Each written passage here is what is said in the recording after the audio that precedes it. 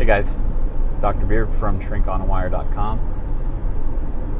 Today I wanted to talk about, in this series on mental health, family relations, specifically I would like to talk about children, disciplining children. For 7 years I worked with at-risk youth. And oftentimes they were brought to the facility. It's a residential treatment facility. Oftentimes they were brought to the facility by their parents because their parents were saying they're out of control. There are a lot of problems at home. We need help. So we would take in these children, kids between the ages of 8 and 18, and immediately began applying structure to their lives. They had been out of control, and it was our job to help them learn control and help their families, frankly, learn the value of structure, specifically around discipline. One of the guiding principles was natural and logical consequences.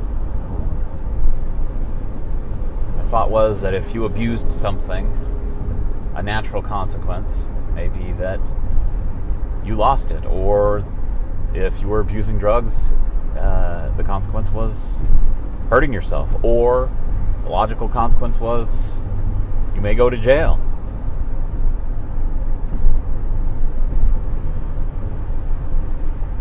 Now, we couldn't discipline the 18-year-olds the same way that we discipline the 8-year-olds.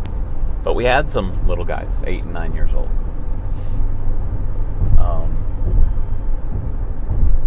So to start, discipline of a child is always difficult at first because you're introducing something new to help them understand the boundaries within which their life persists.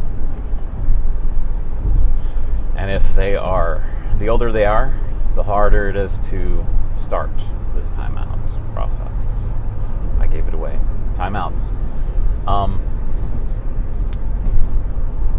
Generally, the applied notion is first time you make a request of them to do something. Clean your room, please. We've got some activities later this afternoon. It's your chores. You've got to take care of some things. Please clean your room. Half hour passes. Hey, they're still not cleaning the room. Hey, I asked you to please clean your room, and you still haven't. Now, this is 2. I get to 3, and you're going to have a timeout. So, if the third time that you brought it up, well, maybe I skipped 1. Maybe the first time you say, okay, this is 1. That's actually how it should be. Counting's hard. Well, the first time you say, hey, I asked you to clean up, this is 1. It shouldn't take you any more than a half an hour to take care of your room. When I come back, and I will come back to check on you, I want to see that you've made some progress. You come back some minutes later and they still haven't started. This is 2. Next one you get 3 and a timeout. Do you understand? Well, you come back a few minutes later and they still haven't begun. All right, it's time for timeout. So, in the beginning stages, with little folks, you're going to have to hold them on your lap. Holding them on your lap is going to include what's called a modified basket. That's where their timeout's going to be. So,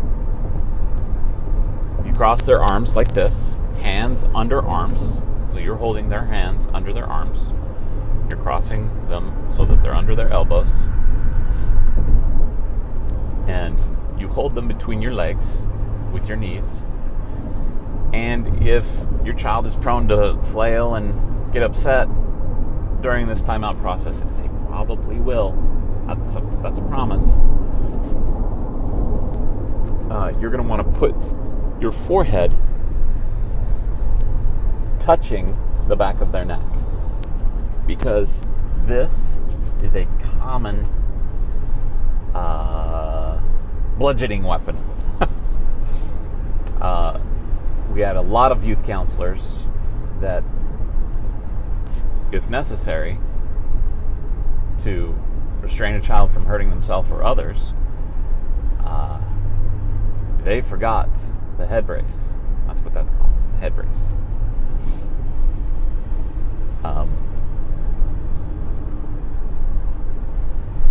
They would get distracted, and first chance to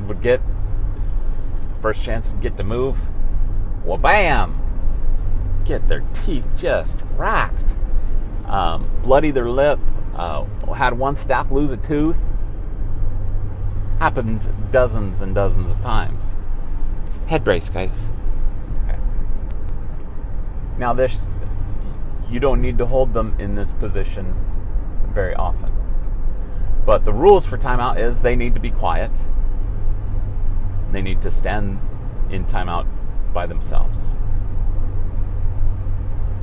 So once they've settled down, they can stand in the corner.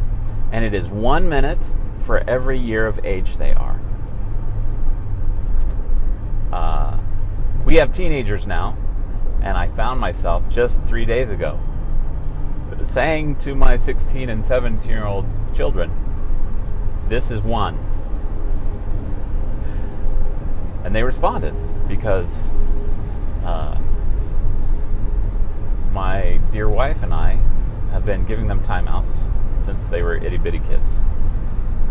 They are aware that they were going to sacrifice time with their nose in the corner, and not the most fun for them. So those are the basic elements. Discipline needs to make sense. After a timeout, after they've spent time being quiet in timeout, so none of the time they spend flailing or crying is counted as timeout time. None of that time.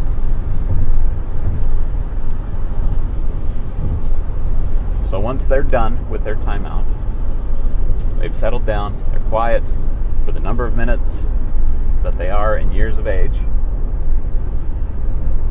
you need to process with them. Processing with them includes, why did you get a timeout? What happened? Why you did something is not helpful often. Say, what happened? What kinds of things did you do that got you in a timeout?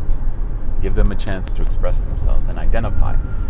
I did this, and you did this, and I did this, so I needed to be in a timeout. Which is important for them to develop mentally the connection between, their problems, their choices, and the consequences of those choices.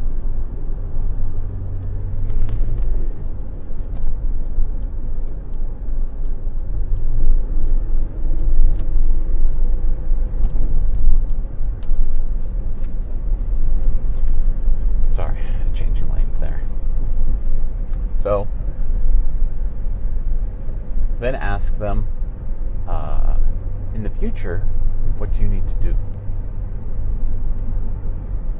If this was the problem, what is the solution?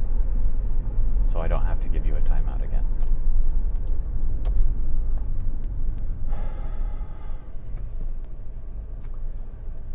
And then, an expression of love. I love you very much. And this is important to me because when I ask you to do something, you need to be responsive. I asked you to be responsible for ABC and 1, 2, 3.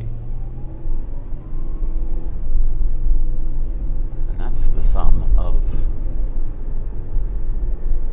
small child discipline, which can have a positive impact on older child discipline. Guys, thanks for joining me. I really appreciate your time. I have a Twitter account, Dr. Beard at Dr. Shrink on a Wire. Follow me. I feel like I say some really cool stuff. You guys be well. Take care. Bye-bye.